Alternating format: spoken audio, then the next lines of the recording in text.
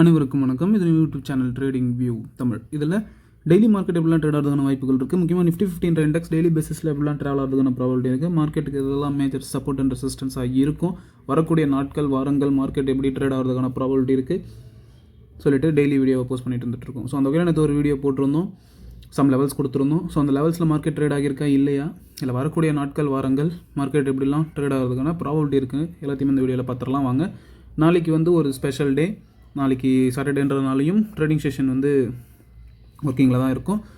ஏன்னா Indian budget இருக்குது. So first நம்ம வந்து இன்றைக்கி லெவல்ஸில் மார்க்கெட் ட்ரேட் ஆகிருக்கா இல்லையான்றதை பார்த்துட்டு பட்ஜெட்டுக்கு மார்க்கெட் எப்படிலாம் ட்ரேட் ஆகிறதுக்கான ப்ராபபிலிட்டி இருக்குன்றதையும் பார்த்துடலாம். ஓகேங்களா? ஸோ நேற்று என்ன லெவல்ஸ் கொடுத்துருந்தோம் அப்படின்னா ஃபஸ்ட்டு ரெசிஸ்டன்ஸாக வந்து 23,347, அதுக்கும் மேலே மார்க்கெட் போச்சு அப்படின்னா 23,428, அதுக்கும் மேலே மார்க்கெட் போச்சு அப்படின்னா 23,600 வரைக்கும் போகிறதுக்கான ப்ராபபிலிட்டி இருக்கும் அப்படின்னு சொல்லியிருந்தோம். சப்போஸ் மார்க்கெட் கீழே வருது அப்படின்னா 23,139, அதுக்கும் கீழே மார்க்கெட் வருது அப்படின்னா 22,997, அதாவது 23,000 ஒரு சப்போர்ட்டாக இருக்கும். சப்போஸ் மார்க்கெட் அதுக்கும் கீழே பிரேக் பண்ணி வராங்க அப்படின்னா 22,900 வரைக்கும் மார்க்கெட் வர்றதுக்கான ப்ராபபிலிட்டி இருக்கும் அப்படின்னு சொல்லியிருந்தோம். என்ன நடந்துச்சு இன்றைக்கி மார்க்கெட்டில் பாருங்கள். சூப்பராக நம்மளுடைய சப்போர்ட் அண்ட் ரெசிஸ்டன்ஸ் லைனை வந்து மார்க்கெட் வந்து ட்ரேட் ஆகியிருக்கு. ஸோ மார்க்கெட் வந்து ஒரு ஃப்ளாட் ஓப்பனிங் தான் இன்றைக்கி கொடுத்தாங்க. மார்க்கெட் வந்து இன்றைக்கி ஒரு ஃப்ளாட் ஓப்பனிங் தான் கொடுத்தாங்க. ஓப்பன் ஆகிட்டு மார்க்கெட் நம்மளுடைய ரெசிஸ்டன்ஸ் 1 பிரேக் பண்ணி அகைன் ரெசிஸ்டன்ஸ் 1 ரீட்ரேஸ்மெண்ட்டும் பண்ணி அதுக்கப்புறம் ரெசிஸ்டன்ஸ் 2 நோக்கி போயிருக்காங்க. அகைன் மார்க்கெட் அந்த ரெசிஸ்டன்ஸ் 2 ரெசிஸ்டன்ஸ் எடுத்து அதை பிரேக் பண்ணி அகைன் அதை பிரேக் பண்ணி மேலே போயிருக்காங்க. ஸோ இதில் வந்து எதுக்காக சப்போர்ட் அண்ட் ரெசிஸ்டன்ஸ் லெவல் தேவை அப்படின்றத நான் மறுபடியும் சொல்ல விரும்புகிறேன். என்னென்னா ரெசிஸ்டன்ஸ் அப்படின்னா மேலே போகிற மார்க்கெட்டை ரெசிஸ்ட் பண்ணுறது தான் ரெசிஸ்டன்ஸ். சப்போர்ட் அப்படின்னா கீழே வரக்கூடிய மார்க்கெட்டை ஒரு பொசிஷனில் சப்போர்ட். இதுதான் வந்து சப்போர்ட் அண்ட் ரெசிஸ்டன்ஸ் பேசிக்காக.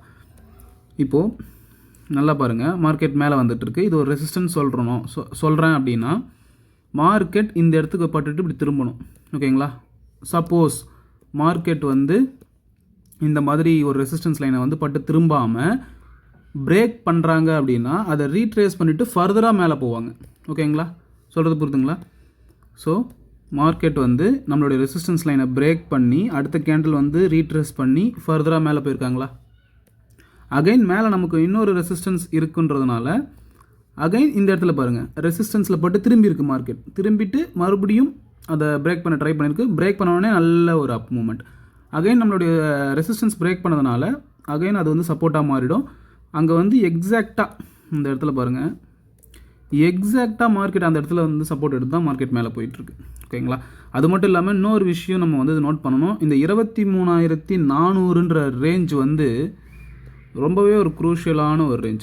நேற்று போட்ட வீடியோலையும் சொல்லியிருந்தேன். 1 2 3 4 5 முறை வந்து இந்த ரேஞ்சில் தான் வந்து மார்க்கெட் வந்து பட்டுட்டு மேலே போக முடியாமல் கீழே போயிருக்கு. ஓகேங்களா? அந்த இடத்த இன்றைக்கி நல்லா வாட்ச் பண்ணுங்கள். அந்த இடத்த மார்க்கெட் பிரேக் மட்டும் பண்ணலை, அதை ரீட்ரேஸ்மெண்ட்டும் பண்ணிவிட்டு மார்க்கெட் மேலே நின்றுட்டுருக்கு. இது வந்து என்ன இண்டிகேட் பண்ணுதுன்னா ஃபர்தராக மேலே போகிறதுக்கு தான் இண்டிகேட் பண்ணிகிட்ருக்கு. பட் ஓவராலாக வந்து மார்க்கெட் டவுன் ட்ரெண்டில் இருக்குது. ஓகேங்களா? இங்கே பாருங்கள், ஆல் டைம் ஹைலேருந்து மார்க்கெட் ஓவராலாக இறங்கிக்கிட்டு இருக்குது. பட் இந்த ஷார்ட் டைம் ரேஞ்சில் வந்து மார்க்கெட் வந்து ஒரு ரீட்ரேஸ்மெண்ட் எடுத்து நின்றுட்டுருக்கு மேலே போகிறதுக்காக. ஸோ நாளைக்கு வந்து பட்ஜெட் எப்படி இருக்கும் அப்படின்னா, ஸோ நம்மளுடைய டெக்னிக்கல் லெவல்ஸ்லாம் மார்க்கெட் சூப்பராக ட்ரேட் ஆகியிருக்கு. ஸோ நாளைக்கு வந்து பெருசாக டெக்னிக்கல்லாம் ஒர்க் ஆகாது. மார்க்கெட் எதுக்கு வந்து மேலே போகுது, அந்த நியூஸஸ் வரும் பார்த்தீங்களா, இந்த செக்டாருக்கு இவ்வளோ நாங்கள் வந்து அலோகேட் பண்ணியிருக்கோம், இந்த செக்டாரில் வந்து நாங்கள் நிறைய இன்வெஸ்ட் பண்ண போகிறோம், அதுக்கப்புறம் இந்த டேக்ஸ் பேஸ்க்கெலாம் வந்து சம் ரிலாக்ஸேஷன் கொடுக்குறோம், அந்த மாதிரியான நியூஸுக்கு ஏற்ற மாதிரி தான் நாளைக்கு மார்க்கெட் ட்ரேட் ஆகும். அது ட்ரேட் ஆனாலும் எது வரைக்கும் மேலே வரலாம், எது வரைக்கும் கீழே போகலான்றத ஒரு விஷயம் இருக்குது. ஸோ சப்போஸ் மார்க்கெட் மேலே வந்துச்சுன்னா 24,000, இதை நோட் பண்ணிக்கோங்க, 24,000 வரைக்கும் மார்க்கெட் வந்து மேலே வர்றதுக்கான ப்ராபபிலிட்டி இருக்குது. ஏன்னா ஓஐ டேட்டாவும் 24,000 கால் ஆப்ஷன் தான் வந்து அதிகமாக பில்ட் ஆகிருக்கு. ஸோ மார்க்கெட் 24,000க்கு மேலே போகிறது வந்து ரொம்பவே கஷ்டம்தான். At the same time put ஆப்ஷனில் 23,500 400 300 இந்த ரேஞ்சில் எல்லாமே வந்து புட் ஆப்ஷனும் பில்ட் ஆகிருக்கு. ஸோ மார்க்கெட் கீழேயும் போகாதுன்றது தான் இண்டிகேட் பண்ணிட்டுருக்கு. என்னதான் இருந்தாலும் லைவ் மார்க்கெட்டில் அது நிறைய சேஞ்சஸ் நடக்கும். ஸோ அப்போ அதை வாட்ச் பண்ணுறது பெட்டராக இருக்கும். ஸோ நாளைக்கு மார்க்கெட் ஓவராலாக டவுன் ட்ரெண்டில் இருக்குது. ஸோ மார்க்கெட் வந்து கீழே திரும்புகிறாங்க, மறுபடியும் ஃபால் ஆக போகிறாங்க அப்படின்னா ஃபஸ்ட்டு ரெசிஸ்டன்ஸாக வந்து 23,600ன்றது தான் ஃபஸ்ட்டு ரெசிஸ்டன்ஸ். அதுக்கும் மேலே வராங்க அப்படின்னா 23,800ன்றது தான் வந்து அடுத்த ரெசிஸ்டன்ஸ். அதுக்கும் மேலே மார்க்கெட் வராங்க அப்படின்னா 24,000 கூட அந்த நம்ம ட்ரெண்ட் லைனும் வருது.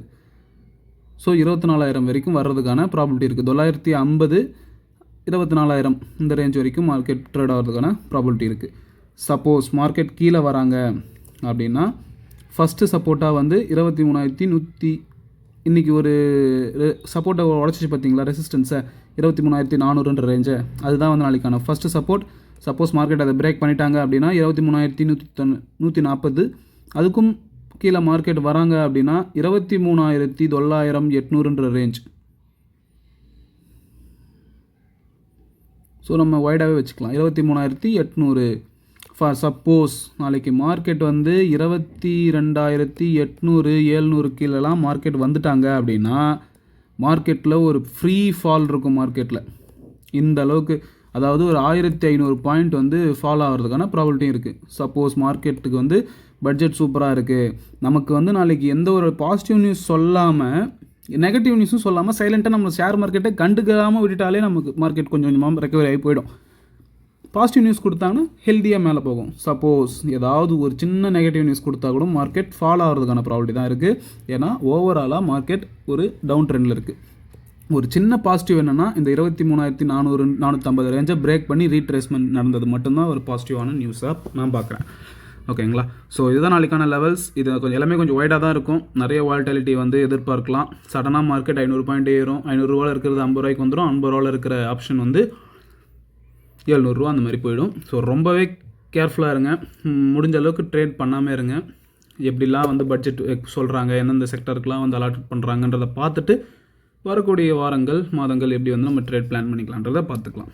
ஸோ நாளைக்கான இதுதான் support and resistance levels. So இதை முடிஞ்ச ஒரு ஸ்க்ரீன்ஷாட் எடுத்து வச்சுக்கோங்க, இல்லை ஒரு பேப்பர் நோட் பண்ணி வச்சுக்கோங்க. நாளைக்கு உங்களுடைய ட்ரேடிங் செஷனில் ஏதாவது வகையில் யூஸ்ஃபுல்லாக இருந்தால் அது ரொம்பவே நல்லாயிருக்கும். அது மட்டும் இல்லாமல் இந்த வீடியோவில் சொல்கிற விஷயங்கள், இந்த லெவல்ஸு, இதெல்லாமே வந்து என்னுடைய தனிப்பட்ட கருத்து தான். இதெல்லாம் டெய்லி மார்க்கெட்டில் நடக்கணும்னு எந்த ஒரு அவசியம் இல்லை. அப்படி எக்ஸ்பெக்ட் பண்ணவும் கூடாது. இந்த வீடியோன்னு இல்லை, எந்த வீடியோ நீங்கள் பார்த்தாலுமே ஜஸ்ட் அது ஒரு நாலேஜ்க்காகவும் அவங்க என்ன சொல்ல வராங்க, நமக்கு வந்து ஒரு விஷயத்தை பார்க்குறோம், நமக்கு புரியல, சரி மற்றவங்களும் இதே விஷயத்த பார்க்குறாங்க, அவங்க என்ன நினைக்கிறாங்கன்றத சும்மா ஒரு கற்றுக்கணுன்ற ஒரு மென்டாலிட்டிலே பாருங்கள். ஒரு சொல்கிறது தான் நடக்கும், அவர் சொல்கிறது தான் நடக்கும் அப்படின்லாம் எதுவுமே இல்லை. மார்க்கெட்டில் என்ன வேணால் நடக்கலாம். ஓகேங்களா? ஸோ ரொம்பவே கேர்ஃபுல்லாக இருங்க. நீங்கள் உங்களோட 7 மணி வச்சு ட்ரேட் பண்ணுறதுக்கு முன்னாடி ஒரு 3 months வந்து பேப்பர் ட்ரேடிங் பண்ணுங்கள். பேப்பர் ட்ரேடிங் பண்ணிவிட்டு உங்களுடைய ஃபினான்ஷியல் அட்வைஸரை கன்சல்ட் பண்ணிவிட்டு எப்படி இன்வெஸ்ட்மெண்ட் பண்ணலாம், எப்படி ட்ரேட் பண்ணலான்ற பிளான் பண்ணிக்கோங்க. ஸோ எப்பயுமே சொல்கிறது தான், மார்க்கெட் ஏறும்போது பொறுமையாக தான் ஏறும், இறங்கும் போது சடன் ஃபால் இருக்கும். மார்க்கெட் கூடவே ட்ராவல் பண்ணுங்கள். மார்க்கெட்டுக்கு அகைன்ஸ்டாக ஒரு விஷயத்தை என்றைக்குமே வந்து யோசிக்காதீங்க. ஸோ எல்லா விஷயத்தையும் பார்க்கணும். FIs, DAS, technical, OA data, global events, இந்த மாதிரி எல்லா விஷயத்தையும் ஒரு கோரிலேட் பண்ணும்போது கண்டிப்பாக மார்க்கெட்டோடைய நேச்சரை வந்து உங்களாலையும் புரிஞ்சிக்க முடியும். ஸோ ஃபஸ்ட்டு அதை வந்து நீங்கள் ட்ரை பண்ணுங்கள், கற்றுக்கிட்டு ட்ரை பண்ணுங்கள், கற்றுக்காமல் ட்ரேட் பண்ணாதீங்க. ஒரு விஷயம் சொல்லலான் இருக்கேன். எஃப்ஐஎஸ் வந்து இன்றைக்கி கூட செல்லிங் தான் பண்ணியிருக்காங்க. ஆனால் 1 week பேக் வந்து 5,000 crores, 4,000 crores அப்படின்னு வந்து செல் பண்ணிகிட்டு இருந்தாங்க. அதுக்கப்புறம் அடுத்த வீக் என்ன பண்ணாங்க, 3,000, 2,000, 2.9, 2.8 இந்த மாதிரி செல் பண்ணிகிட்டு இருந்தாங்க. இந்த வீக், அதாவது நேற்றும் இன்றைக்கும் பார்த்தீங்கன்னா 1,000 crores தான் செல் பண்ணுறாங்க. ஸோ அவங்களுடைய செல்லிங் வேல்யூவை வந்து அவங்க கம்மி பண்ணியிருக்காங்க. அது ஒரு நல்லவே ஒரு பாசிட்டிவான விஷயம். சப்போஸ் மார்க்கெட்டில் நாளைக்கு வந்து எஃப்ஐஎஸ் வந்து பையிங்க்கு வந்துட்டாங்க அப்படின்னா ஒரு 1,000 points மார்க்கெட் வந்து ஒரு அப்லுக்கு போகலாம். ஏன்னா எஃப்ஐஎஸ் கிட்ட தான் வந்து அதிகமான காசு இருக்குது. யார்கிட்ட அதிகமான காசு இருக்கோ அவங்க எந்த பக்கம் இருக்காங்களோ அந்த பக்கம் தான் மார்க்கெட் நகரும். ஓகேங்களா? ஸோ ரொம்பவே கேர்ஃபுல்லாக இருங்க. ஸோ எஃப்ஐஎஸ் நாளைக்கு என்ன பண்ணுறாங்க, அது மட்டும் இல்லாமல் இந்தியா விக்ஸ் அது வந்து டவுன் ஆகிருக்கு. அரௌண்ட் ஒரு 1% கிட்ட இன்றைக்கி டவுன் ஆகிருக்கு. மார்க்கெட் அப்பில் போயிட்டுருக்கு. ஸோ மார்க்கெட் அப்பில் போகும்போது விக்ஸ் டவுன் ஆகணும். ஸோ அதுவும் வந்து மார்க்கெட்டுக்கு ஃபேவராக தான் இருக்குது. ஸோ பார்க்கலாம் நாளைக்கு மார்க்கெட் எப்படிலாம் ட்ரேட் ஆகுதுன்னு சொல்லிட்டு.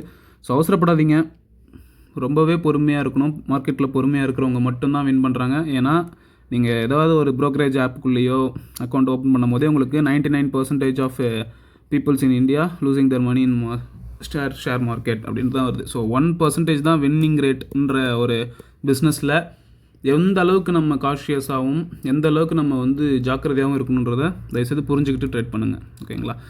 ஸோ பார்க்கலாம் நாளைக்கு மார்க்கெட் பட்ஜெட் எப்படி இருக்குதுன்னு சொல்லிட்டு. நிர்மலா சீதாராமன் அவங்க கையில் தான் எல்லாமே இருக்குது. நாளைக்கு நமக்கு ஸ்வீட் தராங்களா இல்லை ஏதாவது சில்லி பவுடர் தராங்களான்றதை பார்த்துடலாம். ஓகேங்களா? ஸோ பார்க்கலாம் மார்க்கெட் நாளைக்கு எப்படி நடந்து முடியுதுன்னு சொல்லிட்டு. நன்றி, வணக்கம்.